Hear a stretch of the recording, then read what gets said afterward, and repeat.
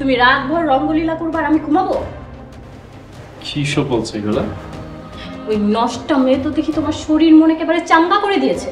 শিমু, কি যাতা বলছো তুমি এসব? তোমার মাথা ঠিক আছে? কি হয়েছে রে বাবাজান? কি হয়েছে? কি আর হবে, আপনার নষ্ট ছেলে আর এই নষ্টা মেয়ের রাতভর রঙ্গলীলার গান চলতেছে। বাবাজান, বউ এসব কি কইতাছে? হো, আপনি কি করে বুঝবেন? আপনি নিজেই তো এই মেয়েকে নিয়ে আসছেন নিজের ছেলের সাথে নষ্টামি করার জন্য। এই রাতের বেলা দুইজন একসাথে কি করতেছিল আমি বুঝি না মনে করছেন? এসব নোংরামি আমার বাড়িতে আমার স্বামীর সাথে করা যাবে না। শিমু, তোমার এসব নোংরা কথা বন্ধ করো। ওই দিন না তুমি এক সামরারে নিয়ে ঘরের মধ্যে দরজা লাগাইছো, আর এখন তুমি আমার নিষ্পাপ পোলারে আর বঞ্জির নামে কলঙ্ক দিতেছো। দেখছো দেখছো কি শয়তানি কুটনি বুড়ি। আমার ফ্রেন্ড রেজা কিছুক্ষণের জন্য একটা জরুরি কাজে বাসা আসছিল, আর এই কুটনি বুড়ি আমাকে নিয়ে নোংরা কথা শুরু করে দিয়েছে। মুখ সামলে কথা বলো শিমু, তুমি কিন্তু লিমিট ক্রস করতেছো। লিমিট আমি ক্রস করতেছি না, লিমিট তুমি ক্রস করতেছো। খালো তো বড় লোক। আমি করতেছি। খুব খারাপ হবে বলে দিচ্ছি।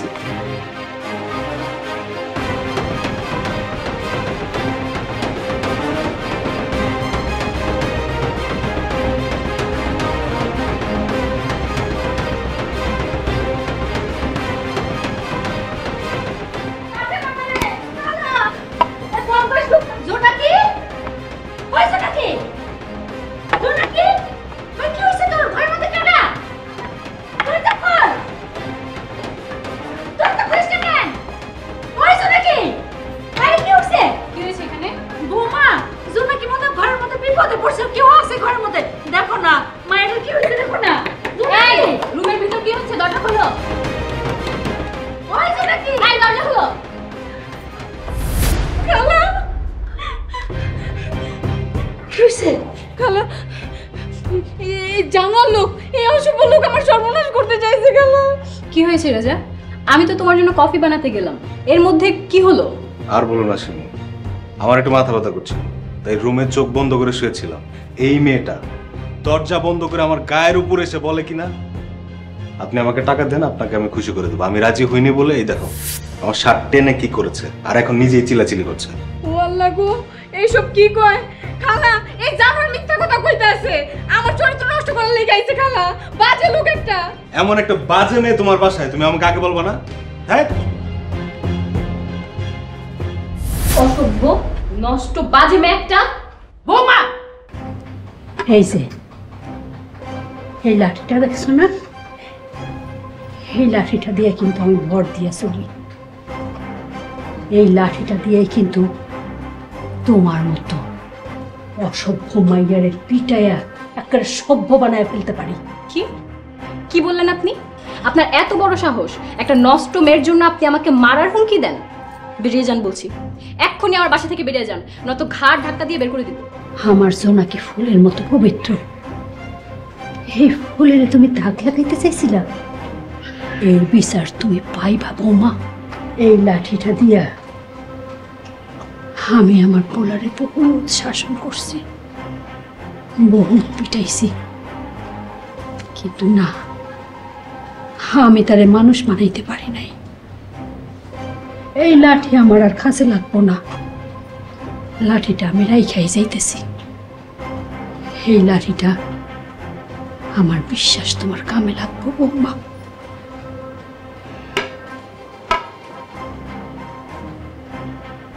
আমি আর এক মুহূর্ত এই বাড়িতে থাকুন না, চলছো নাকি?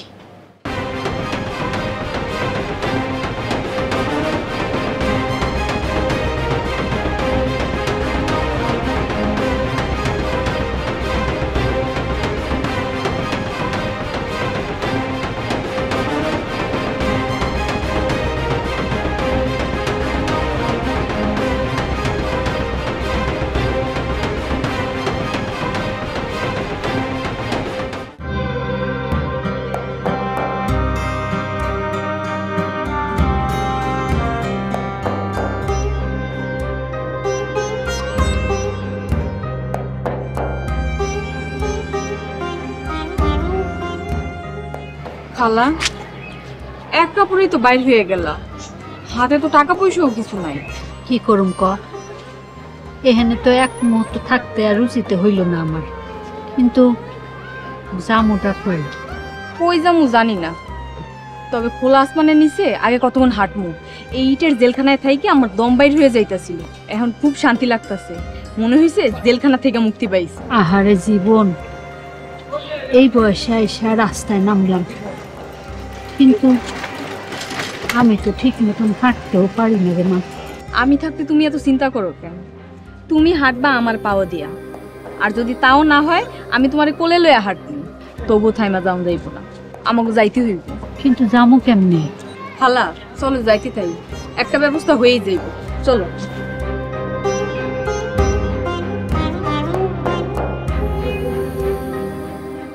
এই নাও তা।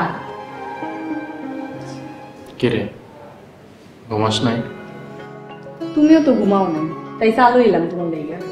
আচ্ছা সত্যি করে কও তো, তুমি কি সুখী হইতে পারছো? আমি বোধহয় সুখ কি জিনিস সেটাই বুঝি না রে।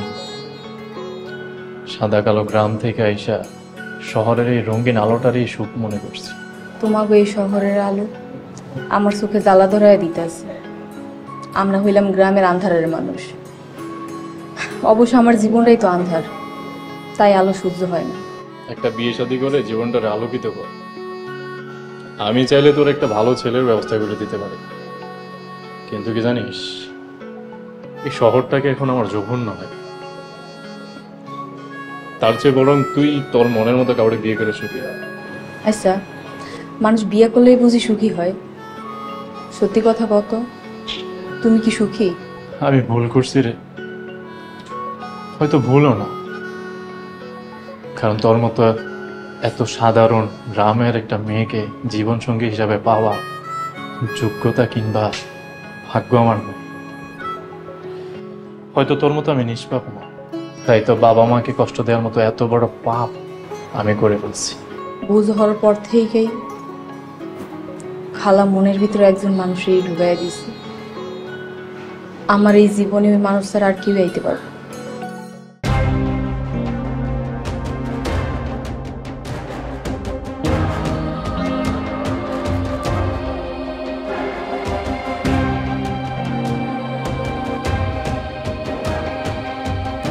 একটা সত্যি কথা বলি, আমি যদি জীবনে আর একটা বার সুযোগ পাইতাম না, আমি শুধু তোর হইতাম, তোর।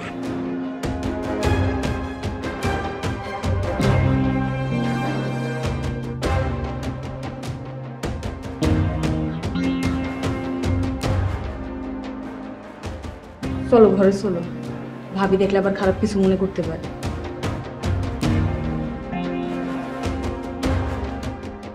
নগদ পেমেন্টে 500 টাকা পর্যন্ত ক্যাশব্যাক আর লেনদেনে প্রতিদিন ডিপ ফ্রিজ এবং ঘন্টায় ঘন্টায় এসি টিভি সহ দারুণ সব গিফট।